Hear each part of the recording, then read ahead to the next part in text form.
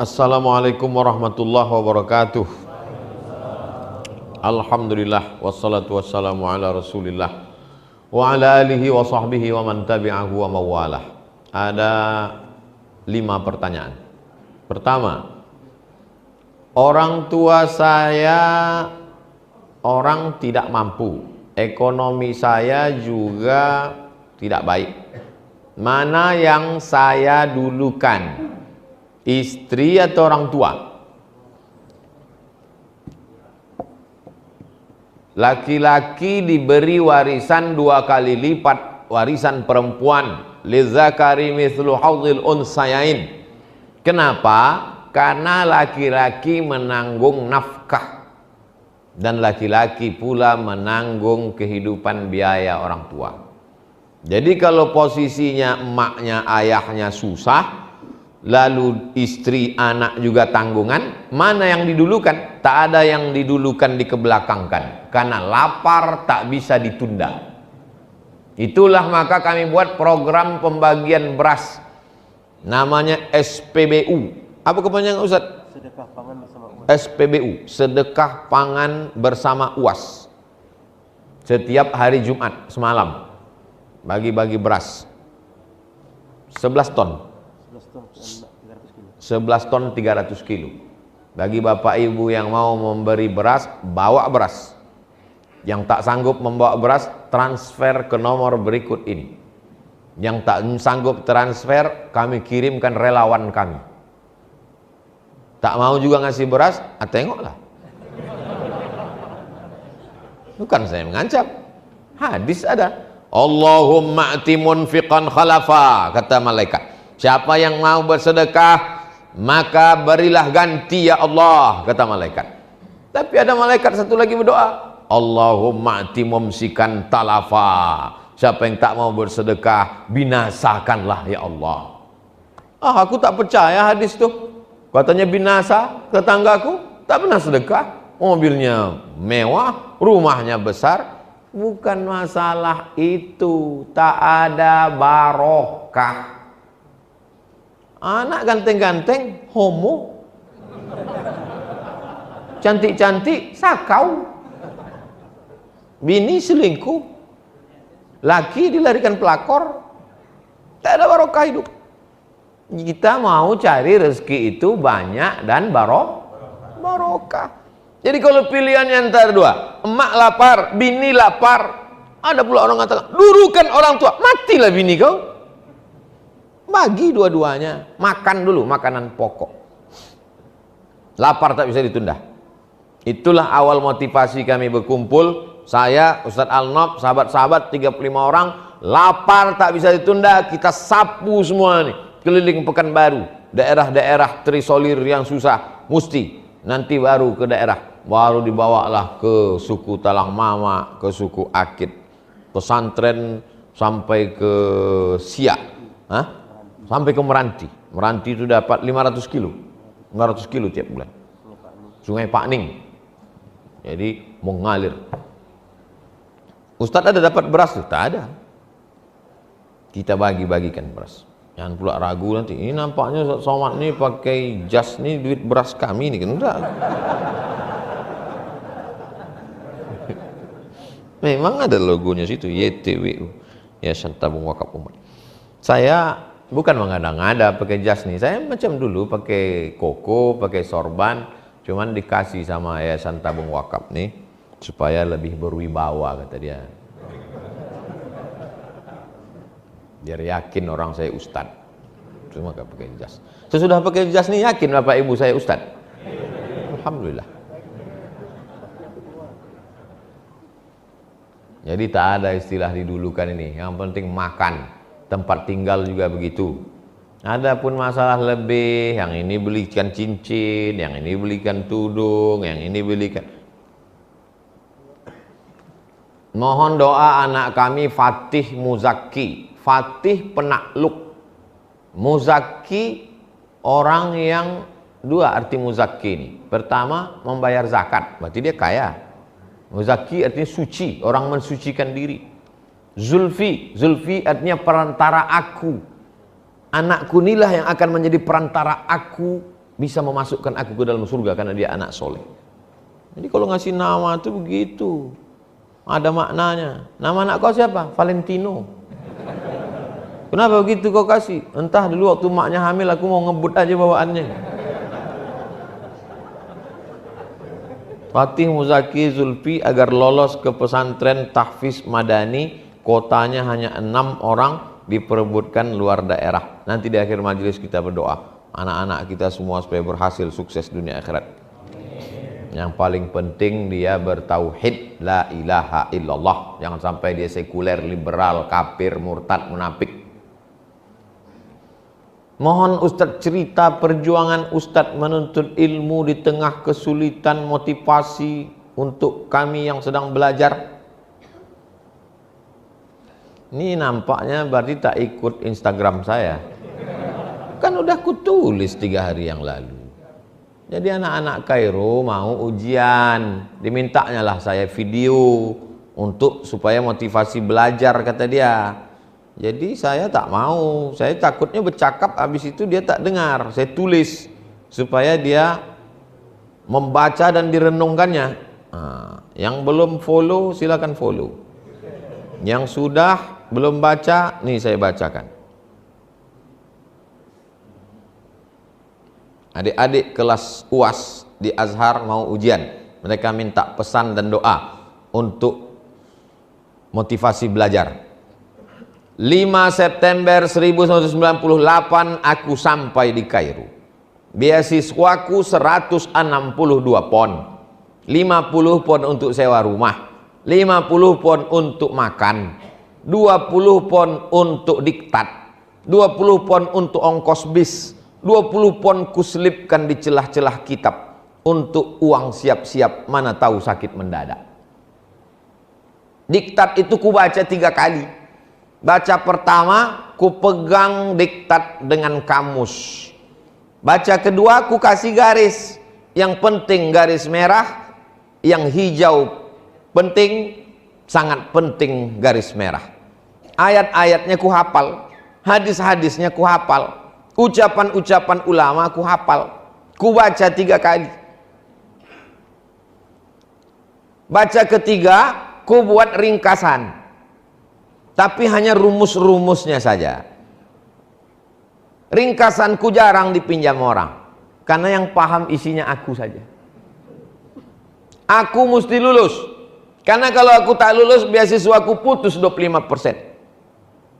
Kalau aku tak lulus 2 kali beasiswaku putus. Aku tak mau minta duit sampai selesai kuliah. Aku tak akan minta duit. Aku tak miskin, aku cuma merasa cukup. Aku naik tingkat. Tahun 2000 aku pergi haji. Masih ada duit $300 yang ku bawa waktu datang 1998. Duit itu bertahan. Aku tak pernah meminjam duit. Aku tak pernah mengutang sama orang. Dipukul ombak, diempas gelombang, aku sampai di Makkah. Di bawah hotel Hilton, aku jumpa seorang ustadz terkenal. Ku sapa dia, hidungnya saja yang menyahut. Aku sakit hati. Itulah mengapa sekarang kalau aku jumpa orang, ku biarkan dia mengambil gambar. Aku senyum dengan dia, ku ajak dia bicara, ku doakan untuk membalaskan sakit hatiku di masa lalu. Tak ada orang memberi aku nasihat.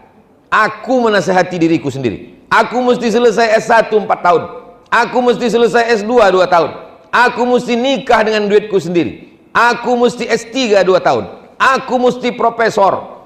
Orang yang membenciku, ku doakan umurnya panjang supaya dia melihat kesuksesanku. Datuk Sri Ulama Setia Negara, Kai Mangku Jaga Dilaga, Profesor Syekh Abdul Somad LCMA PhD, tinggal almarhum. Dah jelas. Tak juga kalian termotivasi pergi ke jembatan Leton.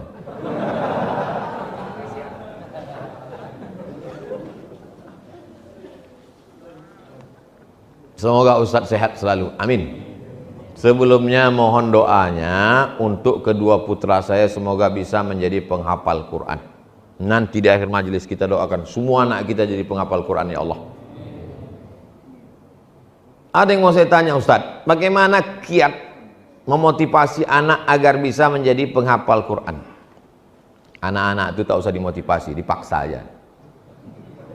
Kau kutinggalkan di pesantren. Tak mau, Mak. Kalau tak mau, kutinggalkan kau di panti asuhan. Kita ini nggak hafal Quran kan karena tak dipaksa orang tua kita kan? Coba kalau dipaksanya kita dulu. Hafal Quran kita ini sekarang. Jadi anak-anak itu paksa aja. Nanti dia berterima kasih sama kita, sayang sama kita. Siapa Al-Quran? Sayang bukan dikasihkan dia handphone mahal. Sayang bukan dikasih dia sepeda motor, knalpotnya dipotongnya, selewat dia di masjid, disumpah orang satu masjid. Sayang sama dia bukan dikasih dia mobil, kacanya hitam, dibawanya anak gadis orang, dia playboy cap tupai. Sayang sama anak bukan dikasih dia kamar sendiri, TV-nya sebesar bioskop, main game online dia, tak tahu dia sembahyang, tak tahu dia tamu, tak tahu dia menegur orang, tak tahu dia adat istiadat, tak tahu dia kepada Allah. Itulah orang tua yang memajusikan anak. Sayang sama anak, masukkan dia pesantren. Selalu saya sampaikan, TK Quran, SD Quran, SMP Quran, SMA Quran. Masalah dia kuliah mau kemana, terserah. Anak saya, keponakan saya mesti belajar pesantren. Saya mengantarkannya ke Ihsan Boarding School. Kau mesti di sini nak, anak adik saya. Nanti sesudah kuliah terserah kau lah. Ibarat pokok kayu sudah siap dilepas ke hutan. Sekarang dalam polybag mesti ikut cakap aku. Kalau mau datang ke rumah aku, jangan pakai celana sempit, jangan pakai celana legging, jangan pakai celana setan. Mesti pakai jilbab panjang. Jadi kita mesti mendidik mereka agak strength sedikit. Saya cakap aja gitu, hati lembut. Karena lembut hati kita lah maka kita sayang sama dia. Kan mau menyelamatkan dia dari neraka jahanam itu. Adapun orang tua yang lemah lembut baik, papa mau jalan sama pacar, pergilah nak, pergilah. Itulah yang membuat dia jadi hantu. Emaknya kuntilanak. Nama saya tak boleh menyebut nama, menjaga kode etik jurnalistik. Saya berniat untuk menikah, bagus. Tapi kendala di biaya, adat. Apakah saya berdosa karena membantah untuk mengikuti acara adat? Karena ini permintaan calon mertua saya. Apa dimintanya? Dimintanya emas secuci tangan. Ini cuci tangan, ha? Mesti penuh emas. Adalah jumpa saya ibu-ibu di Masjid Ar-Rahman. Ustadz, ya bu, anak saya mau nikah. Nikahkanlah kata saya. Saya mau dia memiliki kepribadian Pak Ustadz. Mobil pribadi, rumah pribadi. Jadi anak itu sekarang, ya saya biarkan aja pacaran dulu. Setiap malam Ahad, Sabtu malam Ahad dia boncengan, dia pergi, dia jalan-jalan, ibu menanggung dosanya. Dosa apa Pak Ustadz? Cuman makan bakso kok. La ilaha illallah. Mau kadang orang ini makan di daun daripada makan di pinggan. Ini bukan zaman Siti Nurbaya. Orang tinggal di rumah kayu dijolok pakai lidi dari bawah. Ini zaman hantu. Maka kalau kita biarkan anak kita ini, dia akan jadi gondoruo pacaran sama kuntilanak. Anaknya tuyul. Nikahkan. Iyakunu fuqara. Kalau jantan yang datang itu susah, kasih dia modal bantuan. Saya tulis di kertas. Aku Abdul Somad, ini ku kasih cincin sekian gram. Kalau nanti kau mau nikah nak, datang laki-laki itu kurang mampu, jadikanlah ini sebagai maharnya. Anak itu masih kecil lagi, beda saya. Kalau nanti datang laki-laki itu kurang mampu, kasihlah cincin ini sebagai maharnya supaya mudah kalian menjaga diri dari yang diharamkan Allah. Kalau laki-laki yang datang tuh bertuah, rezekinya berlebih, simpanlah cincin ini sebagai kenang-kenangan dari aku. Jangan lupa kau bacakan aku Fatihah. Buatlah aku seperti yang kubuat kepada engkau, buat pula lah anak-anak kau seperti. Ceritakanlah yang kubuat ini kepada anak-anakmu nanti. Dah saya tulis. Saya mati ini siap. Saya beli cincin, kan banyak saya dapat batu di mana-mana ceramah, kasih orang batu. Saya ikatkan cincin berapa gram, saya tuliskan. Itu anak perempuan saya. Kalau datang meminang kau nanti laki-laki yang kurang beruntung, tapi dia soleh, baik, jadikanlah ini sebagai mahar nikah. Jangan kau minta macam-macam. Tapi kalau dia mampu, cincin ini sebagai kenang-kenangan dari aku, kau doakan aku, kau kirim aku Al-Fatihah. Nah, yang ku buat ini, kau ceritakan pula lah ke anak-anakmu, supaya ingat mereka dengan aku. Ada, tapi belum saya kasih sekarang, nunggu saya mati. Jadi kalau saya mati, buka mereka, menangislah mereka menengok. Wah, gitu. Ditangiskannya, kenapa cincin itu kecil kali?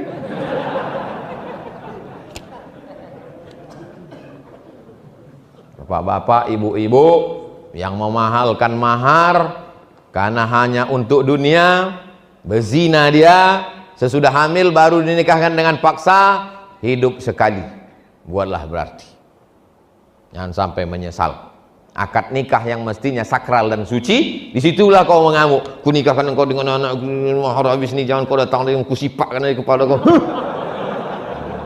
Ngamuk.